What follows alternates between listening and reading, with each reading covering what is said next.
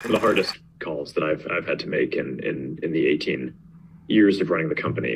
Company-wide announcements from tech CEOs have all had similarities recently. दुनिया भर में technological companies का कुछ ऐसा ही हाल देखने को मिल रहा है दोस्तों। और खासतौर पे अगर हम फेसबुक और गूगल जैसी कंपनीज की बात करते हैं तो दीज कंपनीज आर बेसिकली उनका जो मेन रेवेन्यू सोर्स है वो उनके एडवर्टीजमेंट बिजनेस से आता है। और साल 2021 तक उनका जो एडवर्टीजमेंट रेवेन्यू था वो कुछ इस प्रकार हमें देखने को मिलता था। और इसी वजह से इस companies were known as the advertisement behemoths of the world. लेकिन अब इन नंबर्स में हमें काफी तेजी से एक फॉल आते हुए देखने को मिल रहा है। और सर्टेन लेसन नोन प्लेयर्स जैसे कि एप्पल इनकॉर्पोरेशन, जी हाँ, the hardware Pioneer, the smartphone Pioneer Apple एक ऐसी कंपनी है जो बहुत तेजी से एडवर्टीजमेंट बिजनेस में उभर कर सामने आई है। और इनके रेवेन्यूज में अगर हम बात करते हैं तो सिर्फ पिछले एक साल के अंदर अंदर 4 गुना से ज्यादा ग्रोथ हमें आते हुए देखने को मिली है। तो इसके पीछे ऐसा क्या रीजन है, ऐसा क्या हुआ कि 12 महीने के अंदर एप्पल ने अपने एड रेवेन्यू को इतना सिग्निफिकेंटली एक सब्सटेंशियल ग्रोथ करके उन्होंने दिखाया। तो इस वीडियो में हम लोग उसी बारे में बात करने जा रहे हैं। दोस्तों, स्मार्टफोन्स की दुनिया में एप्पल एक ऐसा नाम है जिसे शायद ही किसी इंट्रोडक्शन की जरूरत होगी। 29 जून 2007 ये वो तारीख है जिस दिन पहला आईफोन लॉन्च करा गया था। और उस वक्त उसने स्मार्टफोन मार्केट में ऐसा डिसरप्शन क्रिएट किया था कि बड़े बड़े एस्टैब्लिश्ड प्लेयर्स उनके पैरों के नीचे से ज़मीन खिसक गई थी। जैसे कि हम बात कर रहे हैं ब्लैकबेरी फ़ोन्स की। तो ब्लैकबेरी फ़ोन्स ये वो कुछ कंपनीज हैं जिनका जो मार्केट से धीरे धीरे डिमिनिश होती चली गई। फास्ट फॉरवर्ड टू 2022, अब आप देखेंगे कि स्मार्टफोन मार्केट में एक सॉर्ट ऑफ सैचुरेशन हमें आते हुए देखने को मिल रही है। और इन टर्म्स ऑफ टेक्नोलॉजी हम कह सकते हैं the smartphone business has reached its peak.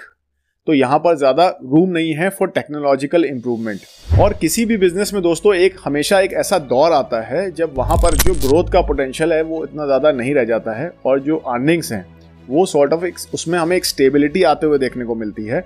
और वो जो कंपनीज हैं they basically become turn into a cash कॉ। स्मार्टफोन बिजनेस में भी हमें कुछ इस तरह का स्टैग्नेशन आते हुए देखने को मिला है over the years.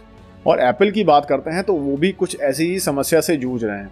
After all, you cannot keep launching the similar kind of mobile phones with just minor technological improvements and expect to make the same kind of money every year. तो Apple को ये problem अच्छे से उसके बारे में वो जानते हैं।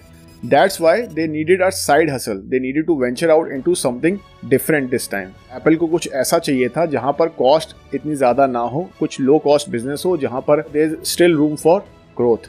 तो उनकी नज़र गई एड्स बिजनेस के ऊपर।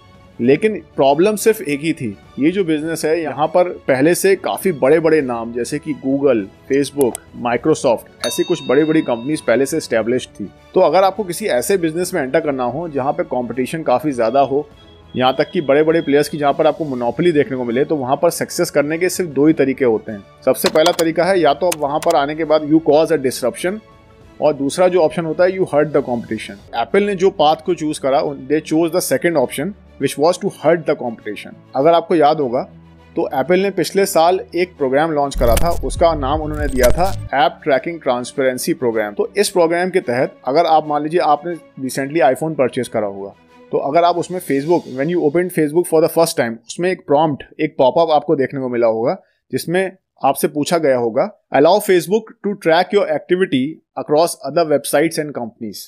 जी हाँ दोस्तों, फेसबुक जैसी और गूगल जैसी एडवर्टीजमेंट कंपनीज यही तो करती हैं। They basically track you everywhere, everything you do on your mobile phone. हर चीज़ को वो ट्रैक करती हैं। आप कौन सी वेबसाइट्स पे जाते हैं, कौन सी वेबसाइट से आप ज़्यादा से ज़्यादा टाइम स्पेंड करते हैं, वो हर एक्टिविटी को फेसबुक ट्रैक करता है। यहाँ तक कि आप अगर कहीं बाहर भी जाते हैं, फॉर एग्जाम्पल अगर आपको कपड़ों की ज़रूरत है, you want to go to buy some clothes, तो उसके लिए अगर आप मान लीजिए शॉपर स्टॉप या फिर बिग बाजार जैसी किसी शॉप पे जाते हैं तो उसके बारे में भी फेसबुक को पता होता है। And based on that particular data this serve you ads for Myntra और आजियो। तो एडवर्टीजमेंट की दुनिया में हम लोग इसको बोलते हैं पर्सनलाइज्ड एड्स। तो यहाँ पर दोस्तों एप्पल ने इस प्रॉम्प्ट के बाद they basically what they did is that they expose the modus operandi of Facebook.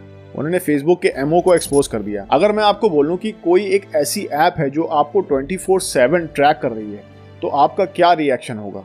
जी हाँ दोस्तों, एप्पल के जो ज्यादातर यूजर्स थे उनका भी यही रिएक्शन था। More than 62% of iPhone users decided to not be tracked by Facebook and they basically opted out of it। और फिर वही हुआ जिसका कि डर था। मेटा यानी कि फेसबुक, जो कि पहले से काफ़ी स्ट्रगलिंग फेज में गुजर रहा था, Facebook was basically losing out its users every single year।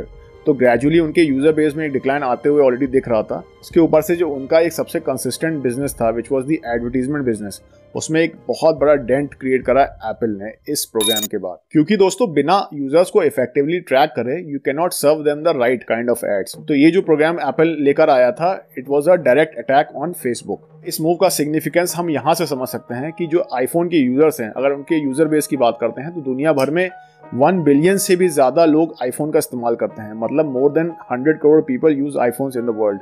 तो इसकी वजह से यहाँ पर ऐसा अनुमान लगाया जा रहा है कि आने वाले समय में फेसबुक को $10 बिलियन का नुकसान होने वाला है because of this ATT program from Apple. लेकिन दोस्तों बिजनेस में, व्यापार में किसी का नुकसान तो किसी का फायदा। तो यहाँ पर फायदा किसको मिला? इस मूव का सीधा साधा फायदा मिला एप्पल को। Because of this they were able to grow their ad revenue 4 times in just a period of 12 months. लेकिन दोस्तों अगर आप एप्पल के आईफोन या फिर उनके किसी दूसरे प्रोडक्ट का इस्तेमाल करते आ रहे होंगे काफी समय से, तो आपको मालूम होगा कि यूजर प्राइवेसी को लेकर एप्पल कितना ज्यादा वोकल रहा है। It has been a huge advocate for user privacy.